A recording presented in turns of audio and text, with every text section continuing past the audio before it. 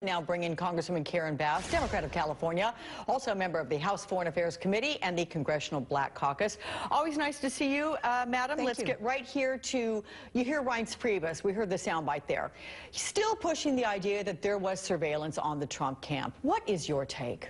Well, my take is that when all of this is said and done, this is going to go on the list of lies that Trump has told over the years. This is going to be along with the 3 million illegal voters, the protesters after 9/11, or rather the people that were celebrating after 9/11. You know, at some point, we hope that he stops this type of behavior. I think it's going to be very interesting to see what happens in the Intel Committee this week. But I really think that one of the first things that needs to happen is Nunes needs to step down. I think he's shown that he can't handle this position. He's conflicted. And if they don't want an independent investigation, then they sure better shore up the investigation that's happening so far in the House. May I ask you, though, if there is no there, why in the world would the White House keep pushing this? But, well, I mean, you know, you have to ask yourself that about a whole lot of issues. I mean, the other day, Trump said that the Democrats were responsible for Trump Care failing when everyone knows Democratic votes weren't even needed. They never even approached the Democrats. You know, you have to ask yourself why he continues to inflict wounds on himself over and over again, and then he doubles down. And it makes him look really bad. You know, what's the explanation for that behavior?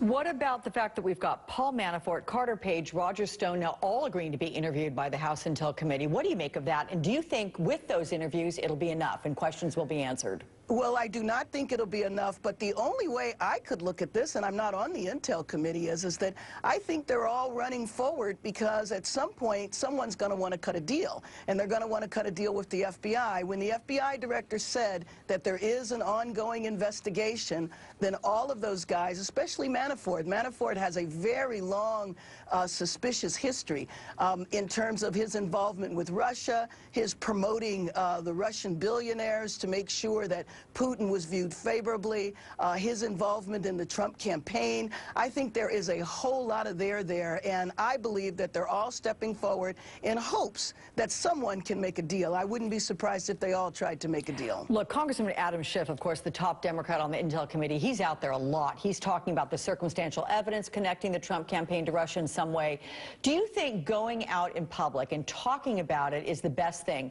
Or should the committee just kind of try to do its work, try to stay above the partisanship, or has Chairman Nunes' actions made that impossible? Well, I absolutely believe his actions have made it impossible. But at this point in time, there's really no other way to handle this than an independent investigation. This needs to happen outside of Congress. I mean, you have the chair tainted in the House and the chair tainted in the Senate. You remember, they spoke to the press on behalf of the administration. I think they are both conflicted. It needs to be an independent investigation. We need people like Colin Powell. We need former Representative Howard Berman. There's so many people out there on a bipartisan basis that should really do this work. This is very, very serious, and I don't think the House is capable of doing it. Do you think it is an uphill battle to try to get an independent investigation? Well, I do think it's an uphill battle, but at some point in time, as information comes forward, I think, you know, you're liable to see some of the Republicans distancing themselves from Trump. I mean, we went through Watergate, we went through Nixon, and people defended Nixon up until a certain point. At the end of the day, the Republicans went to Nixon and said, hey, either you step down or we're going to impeach you. And I know that we're far from that, but I do think at a certain point in time, this is going to cause problems for the Republicans who are blindly defending Trump.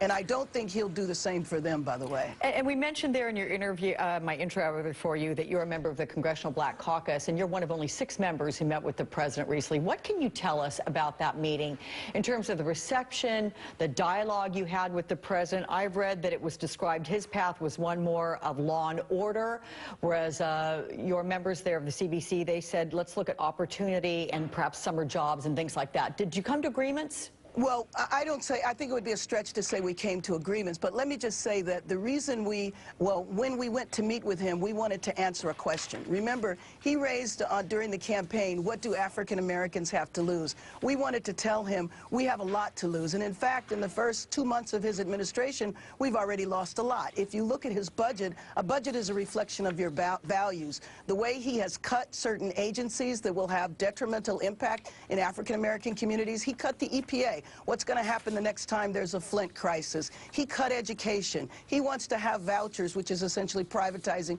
public education. The way he rolled back consent decrees in Baltimore and Chicago, you know, taking the federal government out of the voting rights lawsuit. We wanted to tell him that African Americans have already lost a lot. We want this to stop. I think it was an important first step. It wasn't a lot of a dialogue. Basically, we did presentations and he listened. And what we said is that we wanted to follow up with members of his cabinet. We left him with a 100-page document that had a little bit of African American history because we thought that would be helpful to him.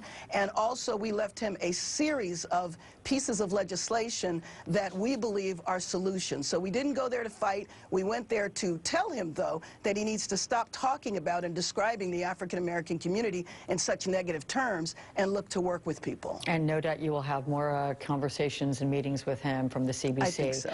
Karen Bass, as always, a pleasure. Thank you so much, ma'am. Good to talk with you. Thanks for having me on. Well, we have the breaking